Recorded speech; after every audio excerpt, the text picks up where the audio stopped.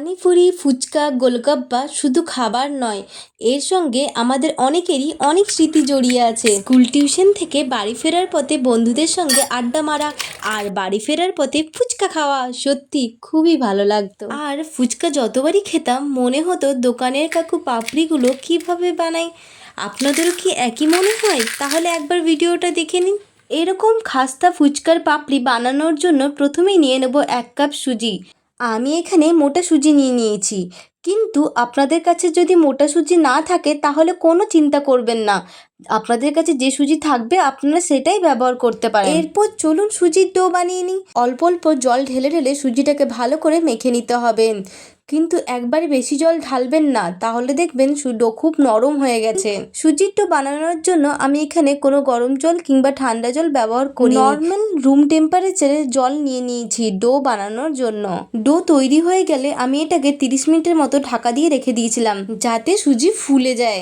30 minute হয়ে গেছে, তাই ডো এবার পুরোপুরি তৈরি ফুচকা বানানোর জন্য। এরপর ডোটাকে হাত দিয়ে একটু মথে নিয়ে তারপর ছোট ছোট টুকরো করে নেব। ডো বানানোর জন্য আমি এখানে কোনো বেকিং পাউডার, বেকিং সোডা কিংবা তেলের ব্যবহার করিনি। এইভাবে আমি অনেকগুলো ছোট ছোট লুই বানিয়ে নিয়েছি, আপনারাও এইভাবে লুইগুলো বানিয়ে নেবেন। এরপর লুইগুলো বেলে নেব, কিন্তু বেলার আগে একটি পরিষ্কার কাপড়কে ভিজিয়ে নিয়ে পেতে নিব, কারণ বেলার পর ফুচকাগুলোকে ওই ভিজে কাপড়টার উপরই রাখতে হবে যাতে বেলার পর ফুচকাগুলো শুকে না যায়। বেলার সময় আপনাদের একটি জিনিস লক্ষ্য রাখতে হবে, খুব বেশি মোটা বেলবেন না, মোটা বেললে ফুচকা ফুলে তো যাবে কিন্তু পরে নরম হয়ে যাবে লুচির মতো। তাই আপনারা ফুচকাগুলোকে পাতলা রুটির মতো সব দিক সমানভাবে বেলে নেবেন। আর একটি জিনিস লক্ষ্য রাখবেন, বেলার সময় কোনোখানে মোটা কোনোখানে পাতলা বেলা হলে ফুচকাগুলো ফুলবে না। এরপর কড়াইয়ে পরিমাণ মতো তেল নিয়ে তেল গরম হতে দিলাম। তেল গরম হয়েছে কিনা দেখার জন্য প্রথমে একটি ছোট টুকরো কড়াইয়ের মধ্যে দিয়ে চেক করে নেবেন। তেল গরম হয়ে গেছে, তাই ফুচকা এবারে তেলের মধ্যে দিয়ে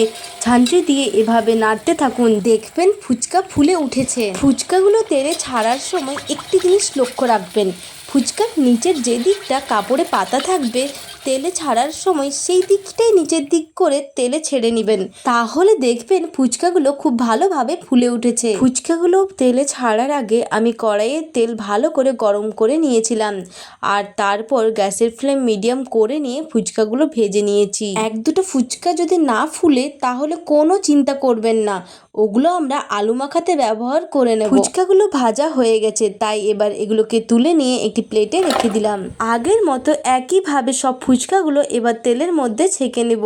হাই ফ্লেমে ফুচকাগুলো ভেজে নেওয়ার ফলে ফুচকাগুলো ওপর খুব তাড়াতাড়ি ভাজা হয়ে যায়, কিন্তু ভেতর অবধি ভাজা হয় না, এর ফলে ফুচকাগুলো খাস্তা হয় না। গুরুত্বপূর্ণ কথা হলো, অনেকেই বলেন ফুচকাগুলো ছাকার পর নরম হয়ে যায়, এর জন্য আপনাদের গরম তেলে মিডিয়াম ফ্লেমে ফুচকাগুলোকে ভেজে নিতে হবে যাতে ফুচকাগুলো খাস্তা হয়। দেখুন বন্ধুরা, ফুচকাগুলো কত সুন্দর ফুলেছে আর কতটাই খাস্তা হয়েছে। আপনারাও যদি দোকানের মতো খাস্তা ফুচকা বানাতে চান তাহলে একবার এই রেসিপিটি বাড়িতেই বানিয়ে দেখতে পারেন। আর ফুচকাগুলো কেমন হয়েছে কমেন্ট করে জানাবেন। এরপর চলুন ফুচকার জল বানিয়ে নিই। ফুচকার জল বানানোর জন্য আমি এখানে নিয়ে নিয়েছি তেঁতুল। তেঁতুলটাকে আমি গরম জলের মধ্যে 10 মিনিটের মতো ভিজতে রেখে দেবো। 10 মিনিট হয়ে গেছে, তাই দেখুন তেঁতুলটা কত সুন্দরভাবে ভিজে গেছে। এরপর আমি একটি বাটিতে তেঁতুলটা ভালো করে ছেঁকে নিয়ে মিশিয়ে দেবো পরিমাণ মতো জল। একই সঙ্গে মিশিয়ে দেবো স্বাদ মতো বিট নুন, 1 চামচ চাট মশলা গুঁড়ো, 1 চামচ হোমমেড স্পেশাল গুঁড়ো মশলা, স্বাদ মতো লঙ্কা গুঁড়ো আর লেবু। ফুচকার জলের টেস্ট বাড়ানোর জন্য আমি এখানে অ্যাড করেছি কয়েকটা পুদিনা পাতা। এরপর সবগুলো ভালো করে মিশিয়ে নিলেই তৈরি ফুচকার জল। চলুন তাহলে ফুচকার জন্য এবার আলু মাখা বানিয়ে নিই। আলু মাখা বানানোর জন্য আমি 4টে আলু সেদ্ধ করে নিয়েছি। এরপর আলুগুলোকে হাত দিয়েই ভালো করে মেখে নেব। আলুগুলো মাখানো হয়ে গেলে মটরের ঘুগনি আলু মাখার মধ্যে দিয়ে দিলাম, আর একই সঙ্গে দিয়ে দেবো কাঁচা লঙ্কা কুচি, পেঁয়াজ কুচি, স্বাদ মতো বিট নুন আর তেঁতুল জল। এরপর সবগুলোকে হাত দিয়ে ভালো করে মেখে নিব।